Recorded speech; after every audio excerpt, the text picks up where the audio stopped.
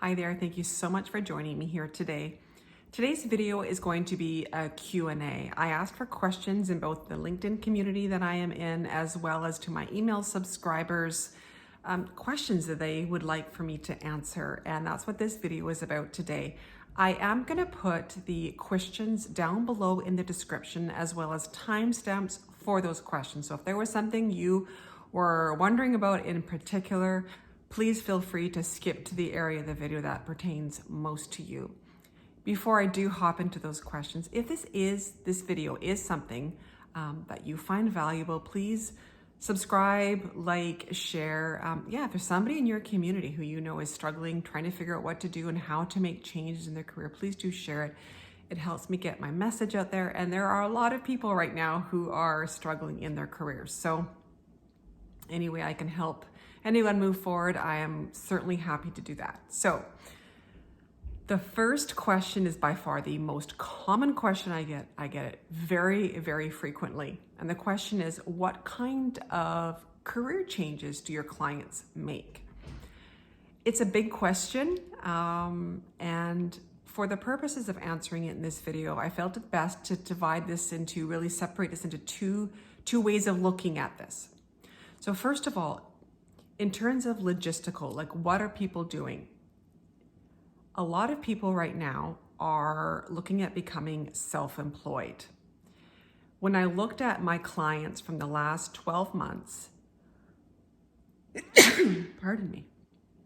When I looked at my clients from the last 12 months, 80% of them have gone from being in the corporate management role into being self-employed, working their way towards it. It takes a little bit, but have recognized this is the change they want to make and have started that process.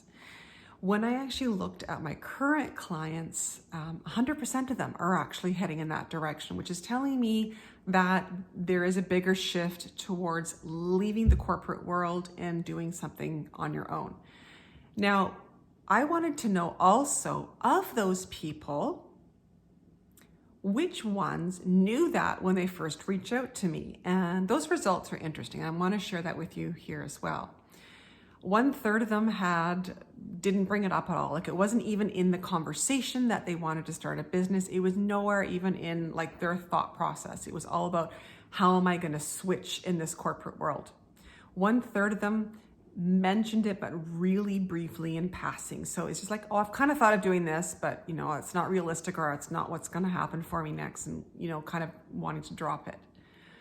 And then there was 1/3 of them who really came to me and said, I feel like this is like, I want to start a business, but I don't necessarily know what it is. I think I have some ideas. I don't know how to do it and how to transition, all kinds of different questions. So these are really interesting statistics. I mean, they're only my results, right? But it tells me a story that there are a lot of people who are not even tapping into what they really, really want. And that's what we do when I work with somebody, is we really start to uncover pieces of ourselves and start to understand, ourselves at a deeper level. So it's a transition that's really happening in this world. But again, you may not even realize this is you. It might just feel too out of the sphere of what is possible. But what I do know is when you have, first of all, you have an awareness and a clarity about this is what you want, but you also need a strategy and a plan. You have all those things in place, and actually take action on it. Amazing things can truly, truly happen. So the second part of how I wanted to answer this question is how people are, making changes, or what they're changing to.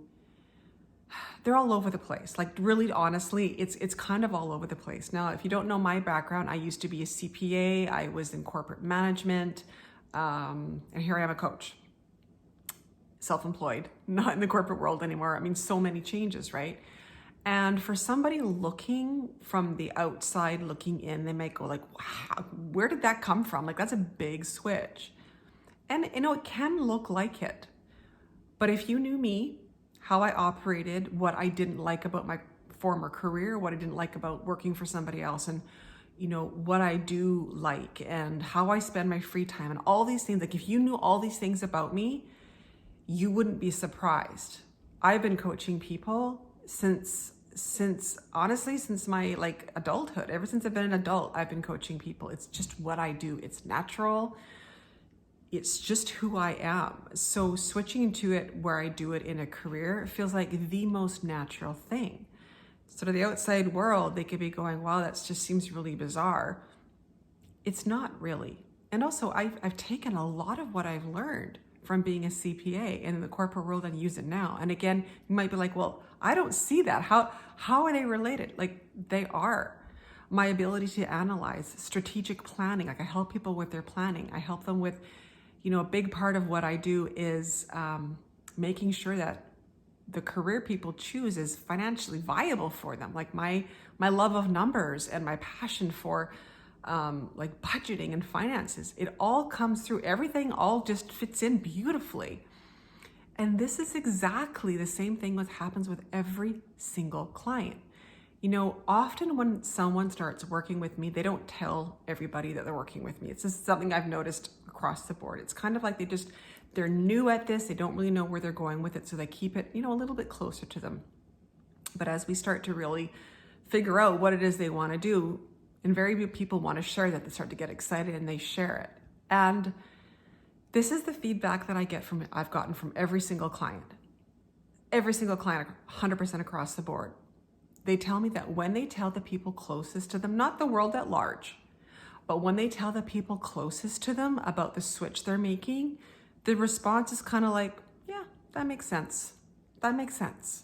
It's like this, yeah, that's totally it.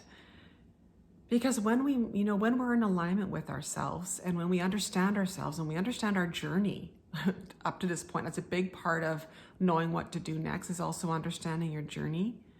It all fits together. It's like this beautiful puzzle that just the pieces just fit together. There's no kind of trying to force pieces into place. And so it's this sense of clarity and just knowingness. And it's not something you can always articulate. It's more like a feeling that you have. And for somebody who's very logical minded, this can sound kind of scary. Understand there's a process to getting there, so there's all kinds of logic behind it. But when you land on it, it might not make sense logically to someone who doesn't know you. Right? But if they did really know you, and that's what happens, like I said, when I work with people and you really uncover it, you really do begin to know yourself at a deeper level. It just makes sense.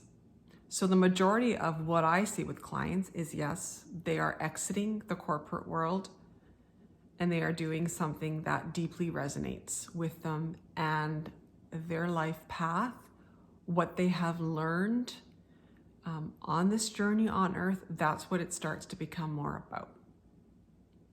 So hopefully that's answered your question if you are one of those people that's reached out to me on that question. Second question is, what are people's biggest fears and biggest blocks from moving forward in making a career change? Which is a really, really great question. Well, there's a lot of fears, certainly, and I think about them. Like when I have people I talk to, I really start to think about what are people's biggest fears. And what I have discovered is there's certainly one blanketing, I won't even call it a fear. I think it's more of a block that seems to overarch most people. And it really is feeling worthy of making a change, like seeing enough value in themselves and honestly feeling worthy of investing that time in themselves. So that's really a big block that people have. But what I've also really noticed is the fears are very different depending on which gender you are. And this isn't random. We've all been conditioned, like whether you were born a man or a woman, we were all conditioned to behave certain ways, to believe things about the world. Our experiences in the world overall are very different. They're very different. And so absolutely what I've discovered is it does depend, biggest fears does depend on which gender. So in terms of men, The biggest fear is money. Men have been conditioned and brought up to believe they are the breadwinners.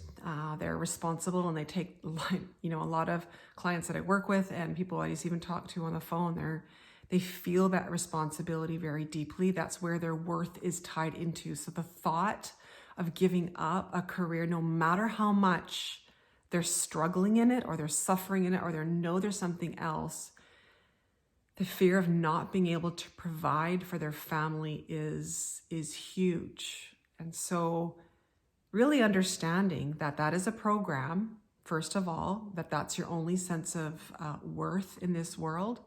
And also there is an underlying belief in there somewhere that you can't make money doing what you love. There's somewhere there's in there, or something like that.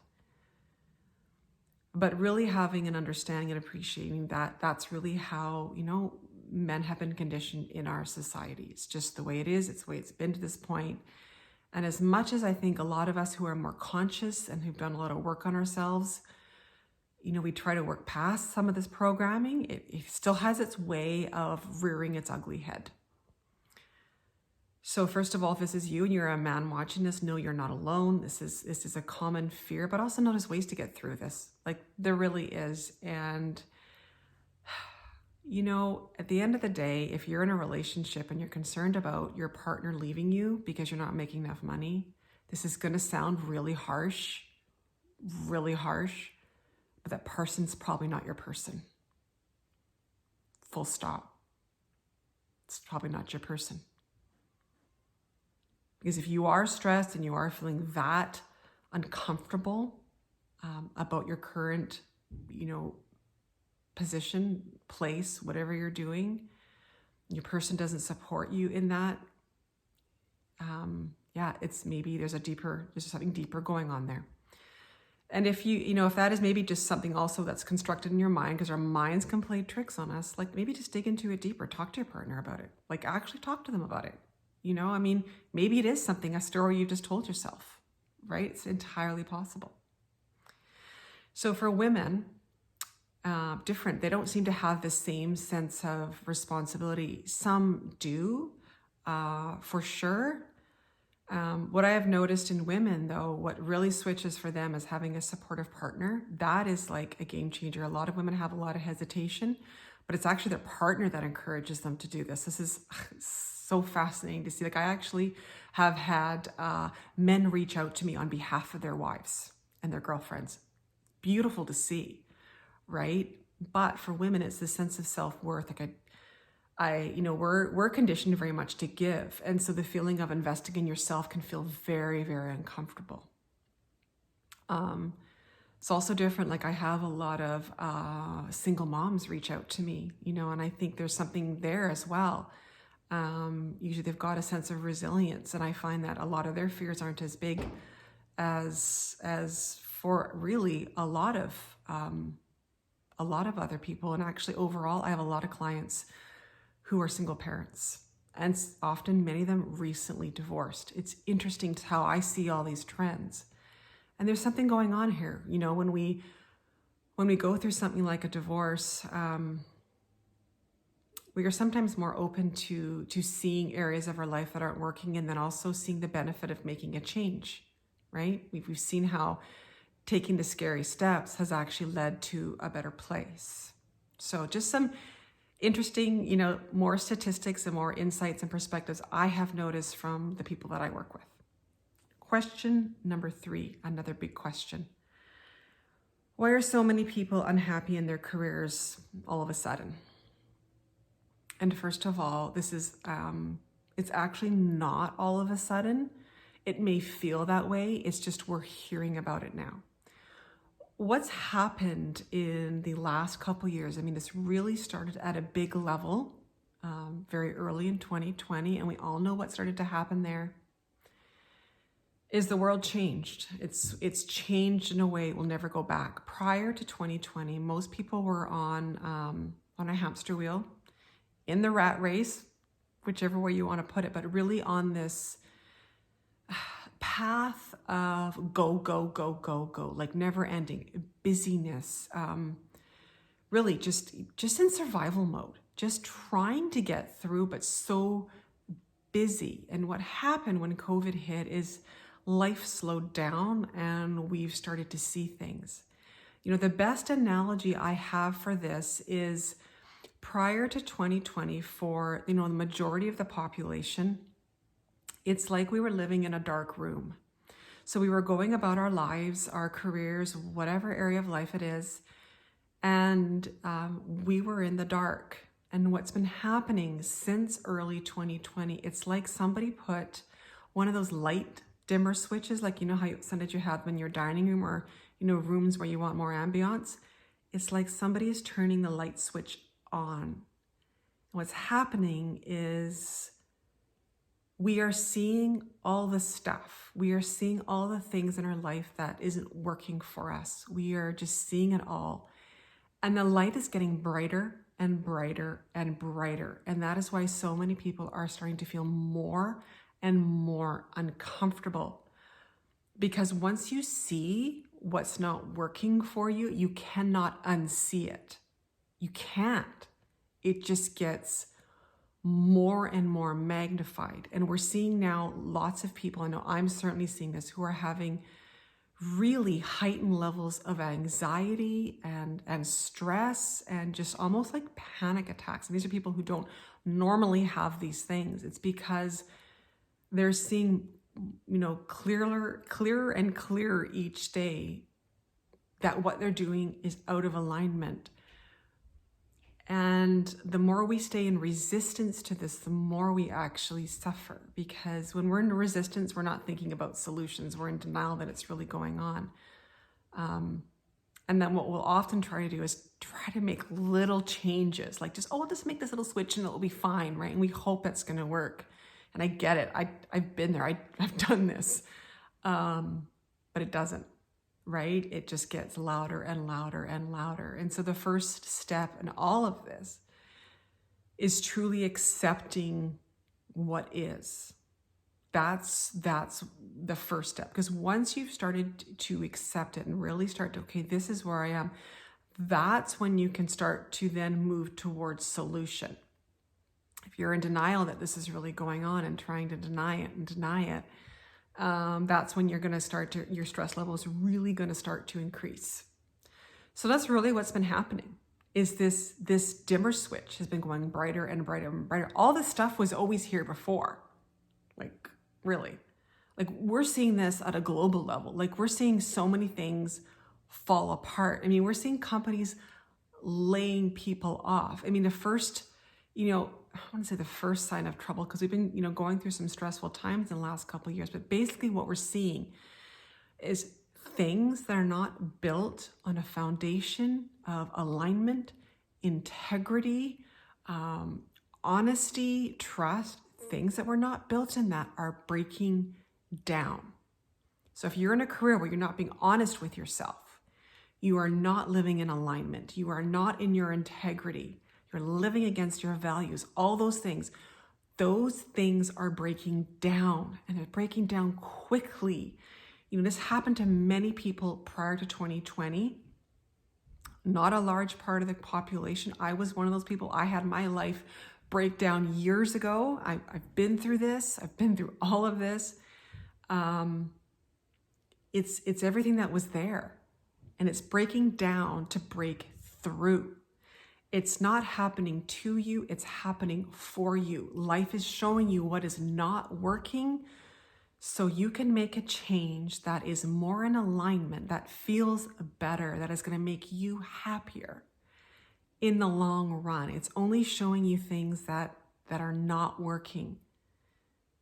So understand, it was always there, and it's just been building and getting worse, because that's what happens when we don't actually face things head on and make a conscious effort to change them. They just get worse. They don't go away. They just get worse. And we just have to try different ways to cope with them. We become this patchwork of trying to cope with things and doing this to cover this and this to cover this feeling. And the next thing you know, our health and our finances and everything's falling apart. We really just need to get to the root cause of what's really going on. So that's why we're seeing more of this now, as opposed to it's just happening more now. Question number 4, is it better to have a job while you are looking for a job? Now, there's 2 parts to this question. First of all, I want to say I'm not a recruiter. I'm not somebody in the HR field. So they may have a different perspective than me on this. But the first thing I want to say is from a hiring perspective. And if I was a person looking for a job, which I'm not, but I have been in this position before. And ironically, I actually have a gap on my resume from when my children were born, because one of my daughters was quite sick and I had to take some extra time off. So I actually have a resume gap. If you're concerned about somebody not hiring you because you have a resume gap, I want you to think really clearly, first of all, where fear is and how much power you're giving to fear. And secondly, in that point is, do you really want to work for somebody who is going to judge you because you have a gap on your resume?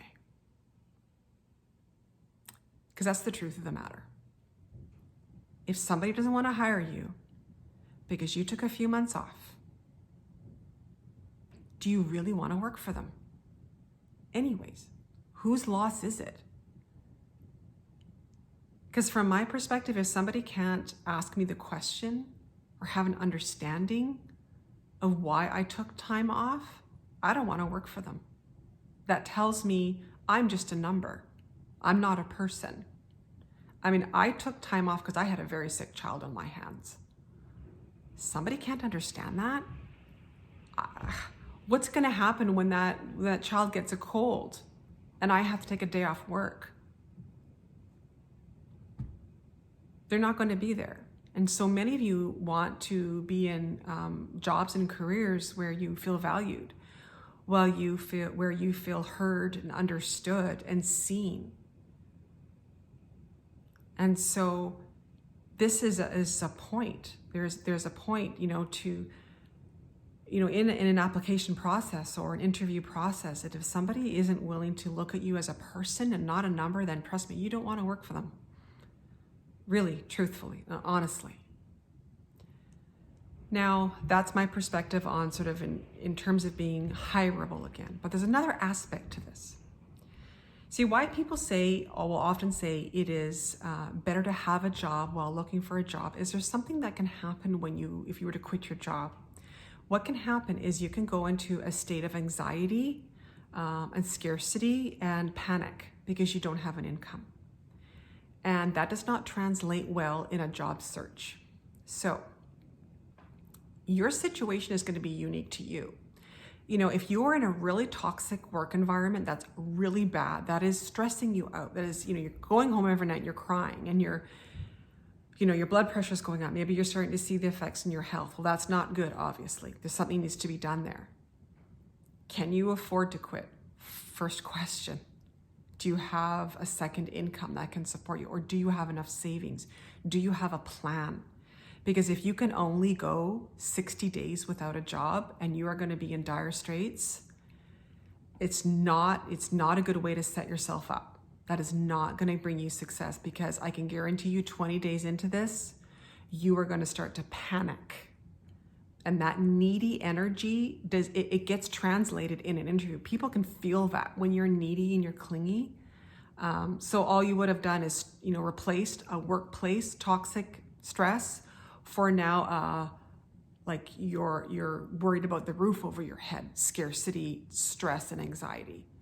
So you don't want to trade one for the other. So it's really about being honest with yourself and making an assessment about whether you can do this or not. When I share in other videos, and I've shared this quite openly, I was actually fired from my job. And I had already started a business and I knew I was already in alignment to being a coach. I just hadn't reached the point yet where I felt comfortable enough to quit. In truth, I never was going to reach that point. But anyways, that's a whole other story. That's my own fear story. But when I was fired, I recognized, what came into my head right away is this is a blessing in disguise. This is your moment. This is now, you've got to now really do this thing. But what I also did very carefully, because I'm all about, following your dreams and, making sure you take care of you and self-care, but I'm also about, let's be smart about this. So what I did was I listed all my assets. I listed everything. What could I sell if I had to? So I don't have to go back. How many months of income do I have? What am I willing to do so I don't have to enter back into a career that I really don't like. I really hated it, to be honest with you. And the conclusion I came to was I am willing to sell my house. And that was like the worst case scenario to me. There's other things I could do in the in-between. But my worst case scenario was sell my house. And once I accepted that, I was willing to do that for my well-being, and I actually shared that with my daughters. It's like, okay, let's do this. I can, I've got things I can do. I've got places I can pull money from, like there's things I can actually do. I've got strategies in place. I'm hiring a coach. I did all these things to help me get there faster, like all kinds of different strategies. But you have to be honest with yourself. Like, what is your financial position and what are you willing to do? What are you really willing to do? And you've got to be brutally honest with yourself, because you don't want to jump from one bad situation to another. It's not a good way to go. But if you're like, okay, no, I can go 6 months without a job. I can do this, or I can't even think clearly while being in this, awful environment, and I've got this money. Like, you also want to use the time that you take, but if you have the ability to do it and your situation's that awful, and maybe it is, maybe it isn't, I don't know. But it's going to depend on you. You just don't want to switch from one stressful situation to one that's equally as stressful. It's not a good way to go. So the fifth and final question is, how do you start to change your mindset? I talk about mindset a lot. Great question. And there's a lot of things you can really do. But what you really have to understand, and what we all have to understand, is our circumstances don't determine our mindset. Our mindset determines our circumstances. So, you may have a belief about something in life, and our brains are these incredible machines that we basically, once we have a belief, we look for evidence to prove that it's true. So if you have a belief that you'll never be able to get paid doing what you love, guess what? That belief comes true. It's not the other way around. And you will look for evidence where people have failed doing what they love. It'll just happen. Whereas if you say to yourself, I believe and I know that I can make money doing what I love, you will look for evidence of it, and you will also start to take action. So a big part of mindset, and the biggest part really, is to recognize that your mindset is what creates your reality. And so look at your reality. That will tell you where your mindset is at, and that will tell you the areas where you would be beneficial for you to change your mindset around. And changing your mindset really is just about choosing to. Like, I'm just going to choose to believe something different. It takes reinforcement. You don't just change it once and you're good. You're good. But continually choosing that different mindset, catching yourself when you start thinking those thoughts, writing down a new way of believing. So, back to that example, if you believe that you can't get paid doing what you love, writing out each day, I can get paid doing what I love, or I am starting to believe I can get paid doing what I love. Something that starts to shift your mindset. But that first place really is recognizing it's just a belief. And, we picked up these beliefs when we were kids. Somebody said something to us, could have been very innocently, and we take it on our own, as our own. And then it starts that cycle where once you believe something, you create it. Once you believe something, you create it. And we just keep going and going and going. And that belief becomes so entrenched, we don't even see it as a belief anymore. We think it's the absolute truth of life. That's what happens. Our minds are so powerful. And going back to question number 4 about, should you stay in a job when you're looking for a new job? If you believe nobody will hire you because you have a gap in your resume, that will happen. That's a perfect example. You actually believe that will happen. Nobody will hire you. So it's switching that belief to, the right employer is going to love the fact that I took the time off for myself. And that is the truth.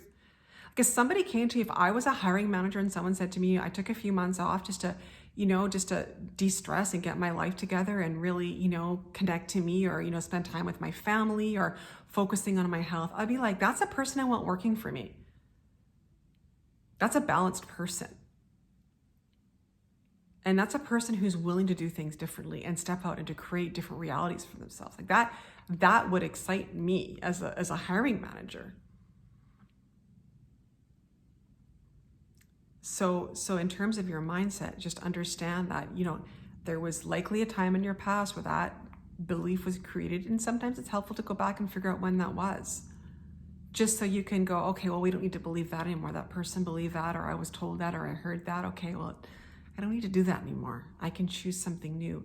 But it does take repetition. It takes really anchoring in that new belief. It doesn't happen in a day or two.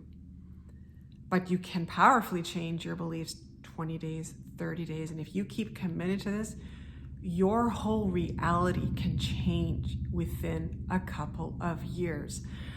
I know that because mine did. But it takes a commitment and just being aware. That's it.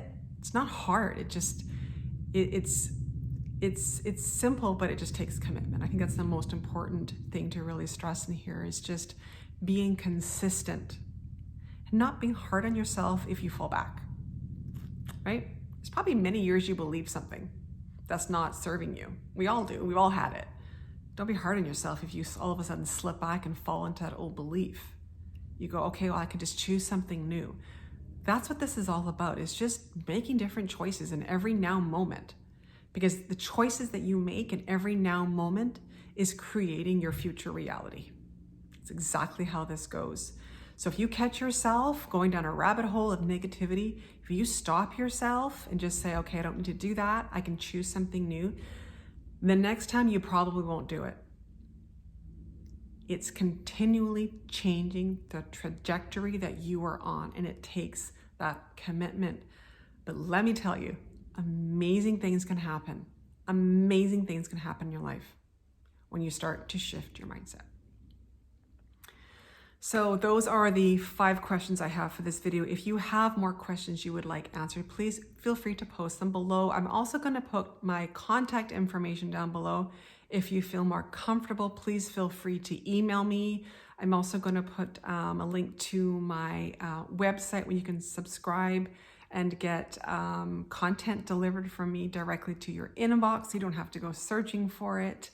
And as well as a link to a free guide I have created on how to create a professional life that you absolutely love, and one that is in total and complete alignment for you. So thank you so much for joining me here today, and I will talk to you soon.